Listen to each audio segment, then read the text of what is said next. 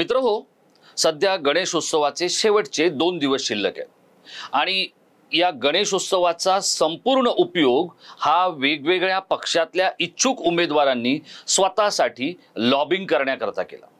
कधी होर्डिंगवर लॉबिंग करा किंवा होर्डिंगवरून जाहिरातबाजी करा, तर कधी पुढाऱ्यांच्या गणपतीला किंवा त्यांच्या घरी गणेशोत्सवाचं निमित्त काढून जात तिथे आपलं लॉबिंग करा। आणि या सगळ्या इच्छुकांना असं वाटतंय की नेत्यांना काहीच कळत नाहीये, आपण सांगतोय तेच खरंय आणि त्यामुळे अशा सगळ्या इच्छुकांना हे जे तिन्ही पक्षातले मोठे नेते आहेत ते आपापल्या परीने हाताळत आहेत। आणि याच्यात सगळ्यात अग्रस्थानी जर कोण असेल तर ते राज्याचे मुख्यमंत्री एकनाथ शिंदे। नुकताच त्यांनी धाराशिवचा दौरा केला। धाराशिव म्हणजे कळंब आणि हा जो सगळा परिसर आहे या भागाचा दौरा केला। या भागातून किमान अर्धा डझन लोक इच्छुक आहेत आमदार होण्यासाठी आणि या प्रत्येक इच्छुकाने जी रेटारेटी सुरू केली आहे, राजकीय रेटारेटी, त्या रेटारेटीला मुख्यमंत्र्यांनी सुद्धा तितक्याच हुशारीने उत्तर दिलंय।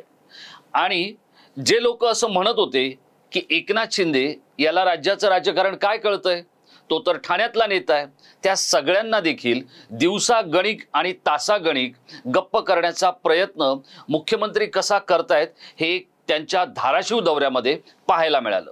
काय घडलंय नेमकं तेच मी आपल्याला सांगणार आहे। नमस्कार मित्रहो, मी राजेश कोचरेकर आणि आपण पाहताय आपलं आवडतं न्यूज पोर्टल टाइम महाराष्ट्र।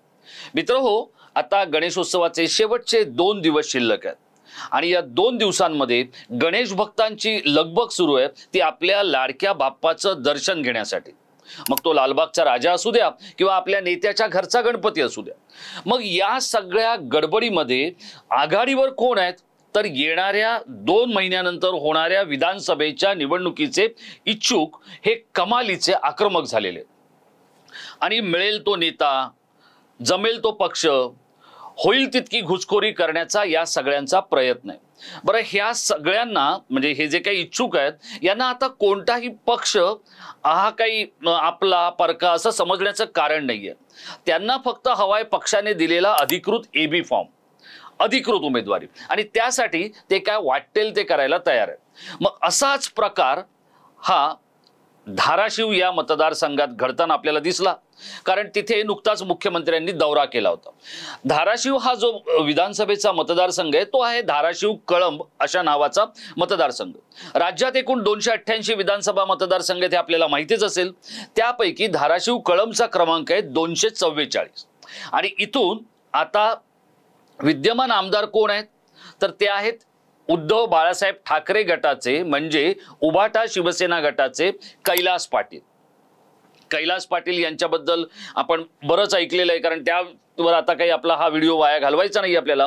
ते उद्धव ठाकरे यांच्याकडून एकनाथ शिंदेंकडे जाणार होते वगैरे, गेले होते, पळून आले, हे असलं सगळं जे काय होतं ते। तर याच कैलास पाटील यांच्या मतदारसंघात आमदार होण्यासाठी 6 जणांनी अगदी गुडघ्याला बाशिंग बांधले आणि मग या 6 इच्छुकांनी ज्या वेळेला वेगवेगळ्या ठिकाणी मुख्यमंत्र्यांना गाठायचा किंवा आपलं लॉबिंग करण्याचा प्रयत्न केला, त्याला मुख्यमंत्र्यांनी दिलेलं उत्तर हे एखाद्या कसलेल्या पैलवानासारखं होतं मित्र। साताऱ्याच्या लाल मातीतला हा मुख्यमंत्री ज्या पद्धतीत कळंब धाराशिव सारख्या राजकीय मतदारसंघामध्ये ज्या पद्धतीत वागला ते फक्त कौतुकास्पद नाहीये तर मान गए उस्ताद असं म्हणायला लावणार आहे। आता बघा, इथे हा जो सगळा मतदारसंघ आहे यातल्या परांडा हा जो भाग आहे या परांडाच्या तिथे कळंबचे माजी नगराध्यक्ष आहेत आणि ते आहेत शिवाजी कापसे।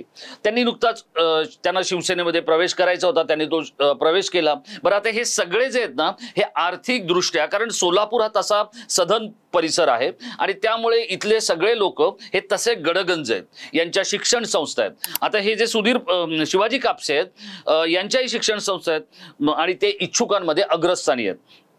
काही दिवसांपूर्वीच शिवसेनेमध्ये प्रवेश केलेले सुधीर पाटील यांनी तर सगळे पक्ष पालते घातलेत आणि त्यांना आता इथून विधानसभेत आमदार म्हणून निवडून जायचंय। सो त्यांचा एक प्रयत्न होता। आता या ठिकाणी हे जे सुधीर पाटील आहेत यांच्या मेळाव्याला त्यांनी उपस्थिती दिली कोणी मुख्यमंत्र्यांनी, आणि तो मेळावा एकदम दणकेबाज केला आणि सुधीर पाटील यांना असा जणू काही फील दिला की आता तुमचीच उमेदवारी फक्त घोषित व्हायची बाकी आहे, थोडं कळ काढा.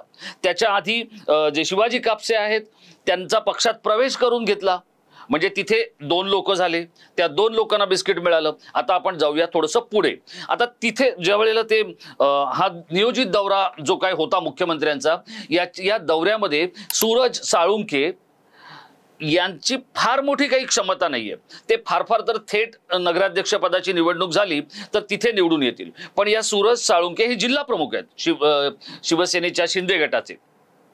त्यांच्या कार्यालयाला यादीत नसताना किंवा कार्यक्रम पत्रिकेत नसतानाही थेट मुख्यमंत्र्यांनी त्यांच्या कार्यालयाला जाऊन भेट दिली. हे जे काय एकनाथ शिंदेंचं असतं ना ते भारी असतं, आणि त्याच्यामुळे त्या सूरज साळुंखे यांना असं वाटलं मी जिल्हा प्रमुख आहे, जिल्ह्याचा नेता आहे शिवसेनेचा, त्यामुळे आता माझा मान पहिलाच लागेल. आता हे सगळं होत असताना, या सगळ्या इच्छुकांमध्ये कमालीची स्पर्धा असताना, या सूरज साळुंखे यांच्या कार्यालयाला भेट दिली आणि विमानतळ ते मेळावा हा जो काही प्रवास होता हवाई मार्गाचा, या प्रवासामध्ये त्यांनी या सूरज साळुंखेंना आपल्या बरोबर घेतलं, त्यामुळे त्यांना एक वेगळा फील मिळाला. हे सगळं होत असताना ठाण्यातच राहणारे नितीन लांडगे हे देखील तिथून इच्छुक आहेत. हे मुख्यमंत्र्यांच्या निकटवर्ती असल्याचा दावा त्यांचे काही समर्थक मित्र करत असतात. त्याबद्दल आपल्याला काही आक्षेप असण्याचं कारण नाही, कारण मला आजपर्यंत हे कळलेलं नाहीये की शरद पवारांचा बाक केवढा मोठा होता, त्यांच्या बाकावर त्यांच्या वर्गात कोण कोण बसायचं, आणि एकनाथ शिंदे यांना आनंद दिघेंकडे घेऊन जाणारे लोक ठाण्यात किती आहेत याचा सध्या मी शोध घेण्याचा एक राजकीय विद्यार्थी म्हणून प्रयत्न करतोय. कारण तुम्ही कोणालाही विचारा, तो प्रत्येक जण सांगतो की एकनाथ शिंदेंना दिघे साहेबांकडे मीच घेऊन गेलो. असो, तर अशा या ठाण्यातले नितीन लांडगे हे देखील याच मतदारसंघातून इच्छुक आहेत. आता ह्या सगळ्या लोकांच्या म्हणजे आता हे सगळं होत असताना नितीन लांडगे यांना असं वाटतं की आपण मुख्यमंत्र्यांच्या एवढ्या जवळ आहोत, तर त्यांना मुख्यमंत्र्यांनी विचारलं की अरे नितीन तू येत नाहीये का, तर तू चल माझ्याबरोबर विमानातून, असं म्हणून त्यांना मुंबईपर्यंत आणण्याचा प्रयत्नही केला आणि त्यांना मुंबईपर्यंत घेऊन आले. म्हणजे एका चौथ्या माणसाला एक चौथं बिस्किट मिळालं. आता बिस्किट तर काय मुख्यमंत्र्यांची संपणारच नाहीयेत, कारण ते आहेत राज्याचे मुख्यमंत्री. आणि मग त्याच्यामुळे या ठिकाणी या मेळाव्यामध्ये कळंबचे माजी नगराध्यक्ष जे काय आहेत ते भाषण करायला उभे राहिले आणि त्यांनी आपण किती मोठे नेते आहोत या मतदारसंघातले हे सांगण्याचा प्रयत्न केला. आणि 30 वर्ष आपण कशी सामाजिक कार्य करतोय, कसं लोकांसाठी राबतोय हे देखील या कळंबच्या माजी नगराध्यक्ष असलेल्या संजय मुंदडा यांनी मुख्यमंत्र्यांसमोर सांगितलं. आता 4 लोक तर मागे पडलेत, म्हणजे त्यांनी आपापली तिकीटं काढली आहेत विधानसभेसाठीची. आता संजय मुंदडा हे त्याच्यात नव्याने आले. तर संजय मुंदडांना त्यांनी सांगितलं तुम्ही मुंबईत येऊन भेटा, आपण तिथे चर्चा करूया आणि पुढे जाऊया. त्यामुळे संजय मुंदडांमध्ये एक वेगळी हवा भरली गेलेली आहे. अर्थात हे काही त्यांनी जाहीररित्या सांगितलेलं नाहीये, हे त्यांना एक निरोप दिलेला आहे आणि तो अत्यंत विश्वसनीय व्यक्तीने निरोप दिलेला आहे. त्यामुळे संजय मुंदडा हे आणखी एक 5वे या ठिकाणचे स्पर्धक झालेले आहेत किंवा इच्छुक झालेले आहेत. आता हे सगळं होत असताना हे का होतंय याचं कारण असं आहे, ही जी विधानसभा आहे ही प्रचंड जीवघेणी विधानसभा असणार आहे आणि या विधानसभेमध्ये जर आपण शिरकाव करू शकलो किंवा निवडून येऊ शकलो तर आपलं राजकीय महत्त्व हे अनन्यसाधारण असणार आहे. याचं कारण असं आहे, जे काही ताजे सर्वे येत आहेत या ताज्या सर्वेमध्ये आपल्याला काँग्रेस पहिल्या क्रमांकावर दिसतोय. पहिल्या क्रमांकावर लोकसभेमध्ये त्यांना जे काही यश मिळालं त्यामुळे काँग्रेसला बरे दिवस आलेले आहेत. मित्रहो, काँग्रेसमध्ये इच्छुक उमेदवार होण्यासाठी 1633 लोकांनी अर्ज भरलेले आहेत आणि या प्रत्येक अर्जाला 20,000 रुपयाचं शुल्क लावलेलं आहे. म्हणजे विचार करा की किती लोक एकट्या काँग्रेसमध्ये इच्छुक आहेत, याच्यावरून आपण या उरलेल्या 5 पक्षांचा विचार करू शकतो. तर हे सगळं होत असताना हा जो मतदारसंघ आहे कळंब धाराशिव, या मतदारसंघाचे आत्ता लोकसभेमध्ये खासदार कोण आहेत तर उद्धव बाळासाहेब ठाकरे गटाचे पवनराजे निंबाळकर.